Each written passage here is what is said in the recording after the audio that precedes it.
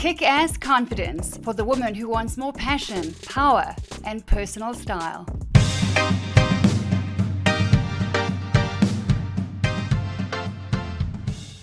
Hello, beautifuls, and welcome back to Kick-ass Confidence. This is Linda. I'm your host and your confidence coach. And I wasn't planning on being on here today and recording. I'm in the office getting through some admin, some work, and taking some one-on-one calls with some amazing clients of mine. But this has just come up so many times that today I'm making some time for it. We've spoken about it before and we're talking about it again, and we will speak about it another time as well because it's very relevant. It's a very prevalent issue that we have to deal with in life, and that is the devastation of divorce. I'm going to be having a short conversation with you just to, one, share my experience, my thoughts, my insights, my feelings on this, because feelings often get squashed in the devastation of this divorce proceeding. And two, to give you a few power tools, a few steps that I think might help you to getting back on your feet. And because everybody is different, but there are a couple of things that we have to do as women that are essential to our healing, to our recovery, and to our strengthening, because there is death and there is life when it comes to divorce. Did you know that every 43 seconds there is a divorce taking place in America? Every 43 seconds, or it's 42 or 43, I don't remember. Every 43 seconds there is a divorce taking place, being filed in America. America actually is the fourth highest country with the fourth highest divorce rate in the world. Russia is at number one. I'm not sure what's going on in Russia, but stuff is going on that Russia is leading the way, and the USA is fourth on the list. Depending on where you go, the stats and the facts actually do align. They might be separated by 2 or 3 or 4%, but having done some research 2 years ago, 6 months ago, a month ago, literally 5 minutes ago, they're pretty much the same. And the scary thing is this, is that 50, and they reckon it's about 53% of all first marriages will end in divorce. 50 to 53%. Then when it comes to second marriages, 60% of second marriages will fail. And hang on, it gets even worse. 73% of third marriages will fail. I would have thought it was the other way around, right? Like, the first one was hard, damn it. It's, we didn't figure it out. The second one, there's some bump and go and come and go, and we figure some stuff out, and maybe things have been smoothed along the way. But I would have thought for sure the third one might have been kind of figured out by then and deciding either I'm just going to stay unmarried or stay single, maybe mingle now and again, but not get married. 73% of third divorces, at least third marriages, end in divorce. That's very interesting. And that obviously doesn't bode well for people going into second, third, never mind fourth marriages. So there's a lot that's going on in terms of the baggage we bring in, the confidence levels, the self-esteem levels. And when two worlds, two people, two hearts, two minds, two visions, two lives collide, a lot takes place. There's a lot that goes down in that kind of time. And so the number one reason why women and men get divorced, the number one reason that they cite is lack of commitment. There's a good 4 or 5 reasons that follow that, but lack of commitment is what eventually they say, this is the reason that I'm getting divorced. Lack of commitment, obviously with this conflict, there's arguing, I'm done, I can't take it anymore. I want to add in there that menopause for sure plays a role. I have not done the current research yet. We're in 2024 right now. I want to do some more research on what role does menopause play? Because I can tell you this, as a woman who's been twice married, the first time when I was divorced, I too was devastated. But it wasn't that long ago that menopause set in on my little life. And I actually said to my husband 3 times in 1 year, I'm done. I want a separation. Of course, there were other very strenuous things going on at the time. 2023 almost ended me. It was a very, very, very traumatic and painful year for me. Thank God it's over. Thank God there are new seasons, every new season. But menopause plays a massive role, but we'll keep that conversation for another time. So lack of commitment. I'm done with arguing. I'm done with the conflict. We just have grown apart. Don't feel like we love each other anymore, or for sure one side is saying that. And it's painful, right? I don't know if you've been divorced. You might be going through a divorce. You might be happily married for 27 years. Wherever you're at, I want to speak to the woman out there who is facing divorce, going through it, or maybe is on the other side of it and is still feeling devastated. And I have so many beautiful clients here in our Linda Page community who are in the same position, either facing it right now, being blindsided by divorce, or are literally going through a painful court proceeding, dragging out by 2-3 years, or they are on the other side of it and they're still devastated and they're still dressing down, blending into the background and just not moving forward. And so if that's you, I wanted to share some things with you in a short period of time that I really hope is going to encourage you, because apart from your faith, perhaps, and apart from mine, the one thing that I have found most powerful and most fruitful when I have been in any kind of trial or challenge or hurdle or heartbreak is eventually we have to take action. Action is the number one thing that I attribute all of the good stuff in my life to. Again, apart from my faith, but you can pray as much as you want. Faith without action is dead, says the good book, right? So action is what propels us forward. So for a minute, I want to talk about death and then life when it comes to divorce, because there is death in divorce, right? There is death of hopes and dreams. There is death of the plans that you made together, maybe about traveling the world, how you're going to raise your kids, then your grandkids. Maybe that bucket list that you put together years ago that is not going to happen anymore. Maybe he goes off and does that bucket list with somebody else. Maybe not. I'm not saying that's the case. I'm just saying there is death to those plans, to that bucket list, to those dreams, those shared visions that once upon a time were very much a part of your day-to-day conversations. There's also death of intimacy. And intimacy does not mean sex. Intimacy can lead to sex. But intimacy, I mean emotionally, right? So that companionship, that the person who knows you better than probably most other people do in the world. In fact, even better than probably your parents or your family or your siblings or your closest friends.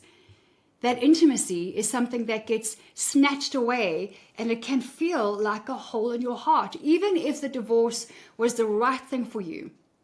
I remember this. Even if getting divorced is or was the right thing, it doesn't take away the pain of that hole in your heart that is left after the devastation of, I feel like a failure. I feel like everything has come crashing to the ground. I feel like I can't breathe. I feel like I remember these feelings. Like I can't lift my head and look the world in the eyes again. Never mind look people in the eyes. I feel like everything that I put my hopes and my trust in is completely shattered into smithereens of pieces all around me, lying on the ground, walking like as if you're walking on broken glass, just hearing the shattering and the breaking and the cracking of the glass under your feet. That's how my heart felt sometimes when my divorce became a reality after a very short marriage. I was with someone for 6 years, on and off, but mostly 6 years, and we were divorced after 4 months. Very shocking, devastating, very painful, and what it does is it demands of you change and new action and a different environment and a different vision for a different future. So that intimacy it dies, it is snatched from you, and you go from suddenly being joined at the hip with someone, with everywhere you go and everything you do and your weekends and your socializing and your careers, to alone. There's a death of that intimacy. There's also a death of finances. So I have always worked my whole life since the age of 17. I'm 52 now. But maybe you haven't. And if you are divorced and suddenly you've got to earn an income, that brings a lot of freaking pressure into your mind, onto your body, into your life.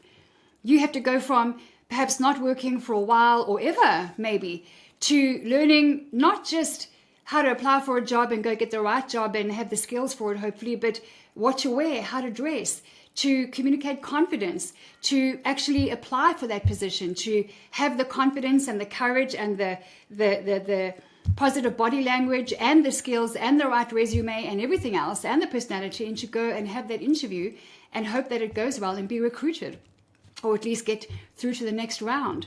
That's a lot of pressure. Even if you were working, you're now going from 2 incomes, probably, just down to 1. And maybe you've got kids, maybe you've got grandkids. That is more pressure. That brings death to finances. There is a hole that was a bigger money bucket now that is just draining out faster because you're on 1 single income.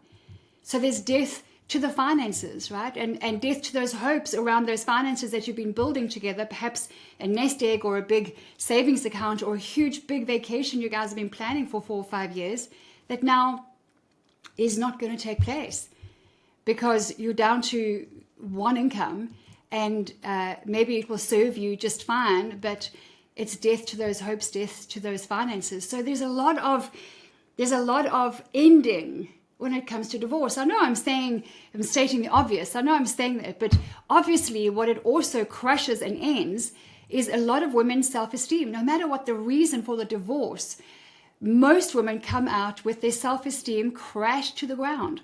I work with women every single day from all over, and their self-esteem takes a massive knock. I'm talking about bold, beautiful, formerly very self-confident women with high self-esteem. There is a tearing at the heart, a breaking, a parting of the Red Sea that happens when divorce becomes a reality. And so your self-esteem, which is your identity, which is your own self-worth, this is your evaluation of your own self-worth, it drops significantly. No matter how confident you are in who you are and what you do and your position in life or what you've achieved in life, your self-esteem takes a knock. And so that's your value, your personal identity. Then your self-confidence takes a knock as well, because the one is built on the other. Self-confidence, as we've spoken about before, is built upon the rock that is your self-esteem. When the rock feels a bit shaky and it becomes a bit like loose sand, your self-esteem, your self-confidence is going to be shaky as well. So that takes a knock. And then typically with all of these things that happen, the downward spiral, the death of all of these things, guess what happens? What else takes a dive downward and fast? It's your personal presentation. How you present yourself to the woman in the mirror, to the world at large. You start dressing down. You start feeling frumpy. You start feeling ugly. You start avoiding the mirror. You are in your tacky or those old yoga pants and that college t-shirt, and you duck in and out of the grocery store once a week, hoping that nobody recognizes you, that you don't bump into anybody that you know. You avoid the telephone, you avoid people, you start withdrawing from life, from social occasions, although you're feeling really lonely and depressed. You make up excuses why you don't go to those events or those occasions. You're saying no to invitations when actually you wish you had the confidence and the courage to say yes, but you just can't face these things right now. Maybe it's been a month, maybe it's been 6 months, maybe it's been 5 years or 7 years. Friend, I'm here to tell you, there is life after the death of divorce. There is light in your future. There is love in your future. And maybe it's romantic love, maybe it's not, but I can tell you this. As somebody who's been very hurt by men, I mean physically abused, sexually abused, emotionally abused, since I was a little girl at the age of 4, right up through well into my adulthood, I can tell you that there are good men out there. That if you are in a position where you don't want to be alone, and you have been for a while after divorce, number one, there are good men out there. I know them, I've met them. We are not in a world where there are 7 good women to 1 good guy. That is not the case. But we're not talking about that right now. And you're so welcome to join us at school.com, skool.com. Look for Linda Page at school.com and join our free community where we talk about these things. Because yes, it's about the power of personal style and confidence and self-esteem, but it's about beauty from the inside out. And there are conversations we are needing to have because people are not talking enough about these things. So I want to give you a couple of things that I wish I had done differently when I got divorced. I was young. I was 26 years old. 26. And had I known then what I know now, of course, hindsight is wonderful, right? But I've started applying these things some years later because if you're a woman of any kind of faith, and we all have a different faith, right? Maybe you're agnostic, maybe you're atheist, maybe you're Christian, maybe you are hula hoop. I don't know. It doesn't matter.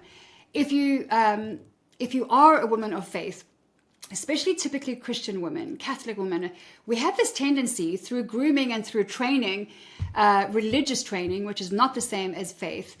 Then we're told that, good Christian women will just speak life and don't speak death. And, God has a plan for your future. And Jeremiah 29:11. And, there is hope and all of those things, which is true. But here's what we forget to do. We forget to feel our feels. And that's step number one that I want to share with you. It is a power tool that I wish I knew years ago. We tend to squash our feelings. We push them down because guess what? Life must go on, right? There's a lot to do. We wear different hats. Maybe you're a mom, you work, you have co-workers, you've got commitments to your office, your business, your kids, your grandkids, your family, your church, your community. You have different hats you have to wear, and you've got different roles you have to fulfill and different obligations you need to meet. And so we just, life must go on. Dust yourself off, pucker up and chin up and soldier on. No, that is dangerous. That causes cancer. That causes bitterness and resentment. And that causes wrinkles, my dear. So let's take a step back. You've got to feel your feels. Power tool number one. You've got to feel your feels. Your feelings. I always like to humanize things and visualize so that I can just get to grips with things. Your feelings are like little people inside of you, like the little mini you, right? They all have different color. In fact, I watched with my little girl, what is it called? Inside Out. The second movie, Inside Out 2, is coming out. And the emotion, I think, in Inside Out was sad. Sadness had to feel sad. Sad's job is to feel sad. Happy's job is to feel happy. And so anyway, if you haven't caught the first one, Inside Out 1 and 2, we are now in June 24. I think Inside Out 2 is coming out, or it's out. And my little girl loved it because I've taught her for years. How you feel is legitimate. It doesn't mean that that's how you're going to act. Because remember, going back to faith, it says, do not be afraid. It doesn't say don't feel afraid. This is so very important. It doesn't say don't feel afraid. Be is the action word. Be is the, okay, this is what I'm going to do. I'm going to be. But I feel afraid. I feel sad. I feel mad. I feel disappointed. I feel crushed. You have to feel the feels. You must give yourself that time. It's not a luxury. It's a right. It's an absolute entitlement that you go like, this is how I feel. Everybody has feelings. Feelings are normal. It doesn't mean that you act sad for 7 years. It doesn't mean that you act mad for 20, because I also work with some women who, and that's why I love what I do, is let go, girl. Just come on, man, let it go. It's been 19 years, okay? And you can't keep speaking about your ex-husband the way that you do, because then guess what? You haven't forgiven. And forgiveness is not saying that what he did is okay. Forgiveness is for you. You know this by now. You know this by now. But don't go from zero to hero on death and divorce and destruction and devastation and antidepressants to, I'm forgiven, I'm moving on, and here we go, it's all good, here's my plan for my future. No. Number one, feel your feels. Write them down if you need to. Put some music on and have a glass of wine or coffee, or go for a long walk, or go on a hike on a beautiful day and just feel your feels. Write them down, get them out. Or if you have a process that works for you, maybe you burn the paper afterward, whatever it is, right? Everyone's got different little rituals. Feel your feels. Even acknowledge them. I would suggest doing it without a glass of wine if you really want to get your grips with things. And I've got nothing against a glass of wine when you're feeling a bit sad. But feel your feels. Do it over a coffee. Do it over some tea. Do it hiking. Acknowledge every single one of them. Every single one of them. Number 2 is grief recovery. And this is in no certain order, okay? So grief recovery is something that is really important. It's different to counseling, okay? So counseling and coaching are different. I'm not saying that counseling doesn't have its place. I've actually, when I was 27 years old, in fact, I was 25 when I divorced. I was 27 years old. And I met with my first counselor in Johannesburg in South Africa. Her name was Jenny, and boy, did she help me. Boy, did she open Pandora's box, and that's what was necessary. Otherwise, I don't know what would have happened to me. I might have died young. I don't know. I had a lot to deal with and a lot of grief that had to be unpacked and addressed, and I had a lot of recovery ahead of me. Had I known the road I was going to take ahead of me, would I have done it? Hell no. Am I glad I did? Hell yes. This is why I'm here and why I do what I do. Grief recovery is essential. Counseling definitely has its place, and I'm so grateful for Jenny and a couple of others in my life. But coaching is different. And this is what grief recovery does as well. Coaching is about ownership and the role that you played in it, the decisions that you made along the way that also contributed to the problem, to the grief, to the trauma, to the hurdle, to the heartbreak. And so ownership is so powerful, because without ownership, you'll always feel like a victim. You'll always complain about your ex-husband. You'll speak about him in the same vein 25 years later. That just is confirmation, once again, that you haven't forgiven and that you are a victim, and he still holds the power. You've been divorced for how long, man? Come on, let it go. Grief recovery is going to help you to map out a timeline, a lifeline of the things that you need to face, address, feel, grieve, and move on from. Do you ever completely get over something? Probably not, depending on the severity of it, the intensity of it. But for sure, you can heal from it, strengthen after it, and move forward into the life and the light that is in your future. That is a fact. It's yours to create. It's yours to go after. So grief recovery specialists are all over the world. If you're interested in who we work with, and I've got someone in my life that I refer my friends and clients to, school.com, or go to lindapage.com and connect with us. Follow us on social media. Catch us on YouTube. But school.com is free. It's skool.com. It's free, and we talk about these things, and it's about taking action. Okay, so that's grief recovery. As you do that, point number 3 is, as you take action to doing something, and again, this is not in this sequential order, you will find high value and immense power in surrounding yourself with like-minded people. Your community is essential to your healing and to you moving forward. So if you're hanging out with the bitchy, angry, depressed, bitter, unforgiving divorcee club, where you guys get together and that's your so-called book club, and you sit and whine and complain and blame, listen, that's who you are, then that's who you've become, and you will not move forward. And that is such a waste of a life. It's such a waste of the gift of the breath that you wake up with every single day. Do not hang out with people who are blamers and complainers and are still referring to their divorce and their beep, beep, beep ex-husband and his beep, beep new wife. And don't do that. Don't do that. Get into an environment, and I'm going to give you a couple more tools, where you will find yourself surrounded by like-minded women and men who are on a powerful path to continually investing in themselves and strengthening themselves and going from bold to brave to courageous to doing things that is propelling them forward rather than keeping them bound and chained and held back to their past. And how you do that is you've got to take action. You've got to take action in a physical way. And here is a great thing for you to do. Set yourself a physical goal. And I do mean physical through a fitness/health kind of challenge, okay? Whether it is a 5K run, whether it is a Tough Mudder event, whether it is a short marathon, whatever it is, you want to set yourself a physical goal because you know that you can handle pain. You know that you can do hard things. But let me give you a quick story about an incredible woman that I don't know very well, but she's actually, she doesn't live too far from me here in South Africa. And just yesterday, we had this conversation, a short conversation about grief recovery, and it keeps coming up. But here's what I learned from her, which really surprised and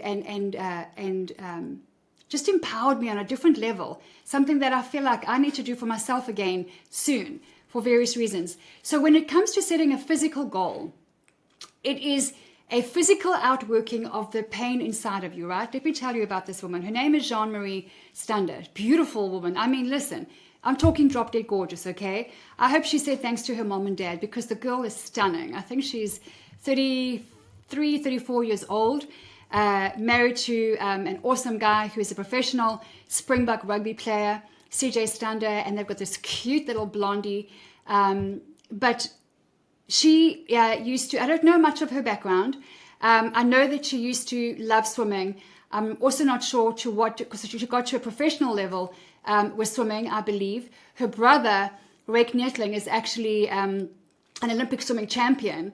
And so you can go and check them out online. But Jean-Marie, I don't follow her on social media. I don't follow anybody on social media. I might click or connect or something every now and again with people that I find I've had interesting conversations with, okay? But stick with me on this one for a minute. I'm getting there. And so I saw somehow her thing popped up on Instagram before I was following her. And somehow it popped up on my Instagram one weekend recently. And she was running, and she had a statement there about grief recovery and how it helped her. Now, why she said that is very tragically, I mean, my heart broke for this family. So they've got, there are 3 kids, grown adults, the mother and the father, and her older sister had been ill for a long time, so that the day was imminent. It was going to come that she was going to pass away, and it wasn't too long ago. I don't know when it was. I stand corrected on the date, so I'm not going to say it. But all of that to say that she lost her sister recently. And what a devastating, I can't imagine losing one of my sisters. What a devastating, crushing blow to life. And you don't just go through that blow once. It's her birthday soon, I'm sure, sometime. Christmases, holidays, their kids, family events, all kinds of things, what they used to do, and memories and reminders of things. This is a constant facing the loss of someone that you really, really loved. And so something drew me into this one Instagram post that I saw of Jean-Marie's. And I love what I read there, but I didn't fully understand it. She was talking about how once, she used to enjoy swimming, but how running now has become really something important for her, and it's helped her with grief recovery. So now I thought, okay, well, running, I've tried it several times in life, okay? It's hard. It's not easy to go from zero to just becoming a really good runner. This girl flies like the wind, okay? She freaking flies. I've seen her videos. She's phenomenal. But I thought to myself, it must be the pounding out, right? Like the pounding out, like running till you can't run anymore. Like you run yourself ragged. You run the physical, the hurt in your heart, you run it out, right? But so I was very fortunate to, I enrolled my little girl in some swimming lessons recently, and she happens to run the academy that runs it. Her and her amazing mom, Sunmarie, love her mom, love them both, but her mom is just beautiful. She's just a wonderful woman. And so they run this swimming coaching program for kids, and I'm loving that my little girl is just getting stronger and more confident in the water. The water is her happy place, but she needed a lot of help with form and so on. And so I had the good fortune of running into Jean-Marie, I think it was yesterday or even the day before, and I said, hey, could I just ask you a question about that Instagram post, and I got to tell you this, I'm always wary of approaching people that are in the public eye, because number one, yes, if you're out there, sure, the public wants to access you. But number two, come on, they're people. And if you live in a similar place and you've got a pretty famous brother who's an athlete as well, and oh my gosh, he's just as good looking as his sister. It's ridiculous, these genes. I hope he also said thank you to his father and his mother. And I saw a picture of the older sister, absolutely beautiful as well, just gorgeous. And so I thought, is it the pounding out, right? I asked her a question. Is it the pounding out of the running and everything? And she said, it obviously it helps, but she said she set herself a goal. And the goal was to run this 10K race. I think she might have done a 5K, but then she did a 10K, okay? And she passed out. She overexerted herself. It was a hot day, and she literally fainted, whether it was at the end or just after the end. She passed out. Now, she obviously has a great support system and friends and family, and guess what they did? They encouraged her to set another goal. So my first thought was, okay, well, probably a 5K would make more more sense, right? Like, I get it. You fall off the horse, you get up again, especially during this tough time, and then just set yourself another goal. No, not a 5K. She ran a 10K and then set herself a goal for a 21K, where she also proceeded to run that and passed out again. But here's what really intrigued me. She set herself a harder goal than the first goal, which was already damn hard, which she pushed herself on, and I have no doubt did really well in. I mean, this is a champion mindset family, one that I really want to go and research just as a private project to share with my clients in my coaching program another time. But this is a champion mindset woman, and she passes out. It's physically, emotionally, mentally, probably spiritually, on every level, painful what she's going through. And she goes from a 10K, takes it up to a 21K. So instantly I got it. Instantly I thought, now that's genius. Now that's really clever. Because we can do hard things. And when we get really hurt, especially once or twice, we do tend to dial it down a little bit. This girl dialed it up. I was so inspired. I haven't stopped thinking about it for 24 hours. I was so inspired by that one thing that she did that I am sharing it in my live event in Dallas, which is in a week's time. There's still time, by the way. lindapage.com, 21-22 June 2024. If you are ready for change, if you want to learn self-confidence, self-esteem, the power of personal style, downtown Dallas at the Marriott Hotel is where we're going to be, 21-22 June. There are still some tickets left. lindapage.com. Go. But back to Jean-Marie. I got it. She dialed it up. She pushed herself further because something inside of her told her, I can do harder, I can take more pain, and I have to do this to work this stuff out. And she's got a quote that I got her permission to borrow, her own quote on this post about running and grief recovery. I love this final sentence of hers, so I want to make sure I get it right, where she says, as she's running, here it is, I shed the weight of my thoughts. Like, that actually makes me quite emotional, actually.